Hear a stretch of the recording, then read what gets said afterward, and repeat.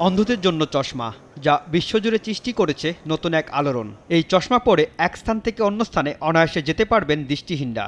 এটি ব্যবহারের জন্য ইন্টারনেটেরও প্রয়োজন হয় না। এই প্রযুক্তির উদ্ভাবক কর্নেল আমারেই এর নাম দিয়েছে মাথার জন্য স্বয়ংচালিত গাড়ি, যা কপালে ও মাথার দুপাশে ফিতার মতো বসানো চশমা।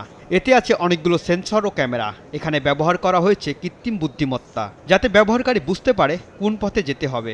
এটি দিতে পারে বিপদের সংকেত। মোনালিসা হেভি ফ্লো 15 পিস প্যাকেটের সাথে 8 পিসের একটি প্যাকেট একদম ফ্রি। প্রযুক্তির উদ্ভাবক কর্নেল আমারেই বলেন, তার পরিবারে তিনি ছাড়া সবাই প্রতিবন্ধী, তাই প্রতিবন্ধীদের জন্য প্রযুক্তিগত কিছু করার চেষ্টা তার ছোটবেলা থেকেই ছিল।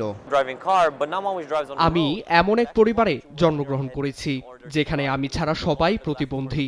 পরিবারে আমি একমাত্র যার প্রতিবন্ধকতা নেই। প্রযুক্তি প্রতিবন্ধী ব্যক্তিদের বড় সাহায্য করতে পারে। এই প্রযুক্তির সাহায্যে একজন অন্ধ ব্যক্তি বড় সুপারমার্কেটে নিজে কেনাকাটা করেছে। এই প্রযুক্তি মানুষকে এমন কিছু করতে সক্ষম করে যা আগে কোনোভাবেই সম্ভব ছিল না। দৃষ্টিহীনদের জন্য এই বিশেষ প্রযুক্তির চশমা বর্তমানে বেচাকেনা হচ্ছে পূর্ব ইউরোপে।